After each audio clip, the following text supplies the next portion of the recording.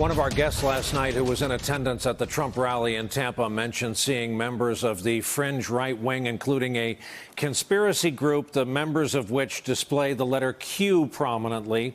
We saw it in the crowd and signs and on shirts, and the Q stands for QAnon. The group got its start on the web. They believe they've received intel from a top government source, a mole at the highest reaches of our government, and there is no end to the false rumors they have pushed, including a smear effort headquartered on YouTube, alleging several Hollywood celebrities, Democratic politicians, and other so-called elites are pedophiles involved in a global child sex ring. They believe the Mueller investigation is actually about Obama and Clinton, and that Trump is made to appear as more of the cover. And here is the comment from Trump that gave this group a lot of fuel. A photo op during a White House dinner for military commanders and their spouses.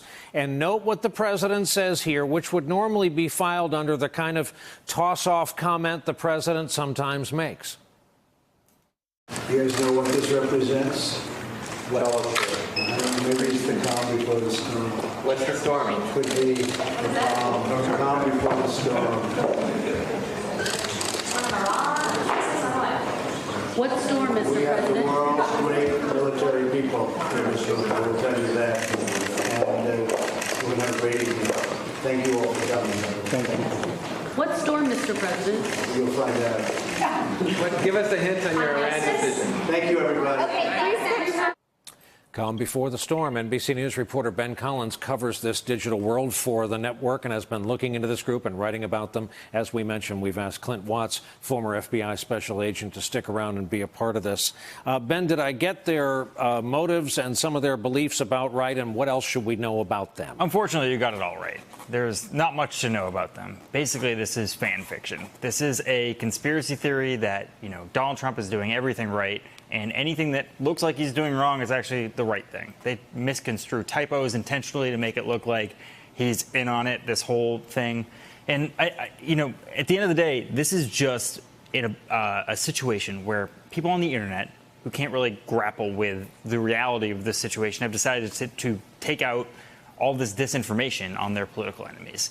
And that's what you see here. They've accused all of these people, from celebrities to politicians, of being a part of a child sex ring that simply does not exist. We thought this was over with Pizzagate, but it just amped itself up with the help of a lot of different people on Twitter, Reddit, and Facebook. And Clint, you do your work, your life's work, as we do ours, in a free society where it's hard to limit this kind of thing. It's hard to squelch or suppress it.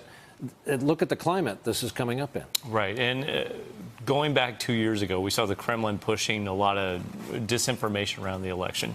But what we're seeing now is everybody adopting those techniques. So there's a lot of artificial production in terms of social media, social bots, amplification. You're seeing very high-end production. The videos are very good, which makes them more convincing. And you're seeing them spread very rapidly and in a much quicker way. So like the key phrase there, the calm before the storm. What you can do is, if you're a good social engineer, you can pick out these phrases that are catching with the audience and combine them into a conspiracy that seems more convincing to people that don't really know the details. So I'm not so much worried just about Russian disinformation today. I'm worried about American disinformation because it's a public safety issue. A lot of these conspiracies, we've seen people show up with weapons. We've seen shutdowns, police emergencies that have come from it. And if you look at this, this has got all the elements of what would maybe be an uprising or advocating for violence or nudging people towards it or even political upheaval. So I think it's a really dangerous phenomenon, especially when you see it tied to the president and his rallies. Ben, in the immortal words of my late mother, who had no idea groups like this would someday surface in her country, it's all fun and games till someone gets hurt. What is the danger of something going really wrong? Sure. We've already seen it with the Pizzagate situation where Comet Pizza, last year. Right. Right, exactly. A man walked into a pizza parlor and shot it up, assuming there was a child sex ring in the basement, trying to investigate it. Now, with QAnon, there's already some real-life examples, right? There was a guy who blocked the entrance to the Hoover Dam a couple weeks ago. Since he's gotten into jail, he's sent a bunch of wild letters to the president talking about QAnon conspiracy theories. There's a guy in Arizona, Tucson, Arizona, who has, for the past few weeks, he got a felony trespassing charge because he believed that a homeless camp was a child sex trafficking camp It had nothing to do with it. He was live streaming it on YouTube and Facebook until Facebook finally brought all this stuff down. This stuff has real life consequences. It's happening all the time now. And these people putting up Q signs everywhere at Trump rallies is not going to help it. Clint, how much do you fear that this group is getting a wink and a nod from the right people to not stop? And what can the government do in a free society? Yeah, I think it was a little over a year ago I talked, part of the reason this works is because we have politicians in this country that are doing influence operations that are very similar that we see to foreign media influence. And I think the other big thing is we had a hearing today in the Senate. The Senate Intel Committee, was talking about social media and disinformation. And people can make fake news, they can make manipulated truths, they can make conspiracies faster than the social media companies can identify them and swat them down. And in that lag time, we have lots of changes happening. 1 in 4 people in a poll in Texas don't think they should have their children vaccinated.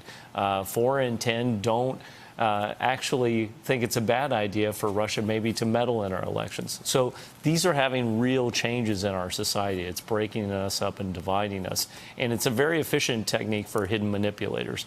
Those people with sophisticated technology that can mine and figure out what grabs with an audience, which can slickly produce this content, can actually drive major events in our country, political, public safety.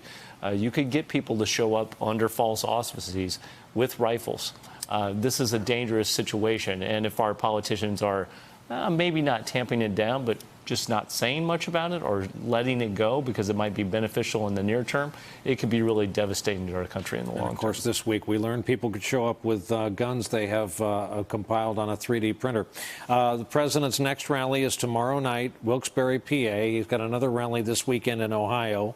We will all watch for this and see who turns out in both cases. We'd love to have you gentlemen both on again on this subject if you'd agree to that. Thank you so much for coming on. It's a disturbing topic. Hey there, I'm Chris Hayes from MSNBC. Thanks for watching MSNBC on YouTube. If you want to keep up to date with the videos we're putting out, you can click subscribe just below me or click over on this list to see lots of other great videos.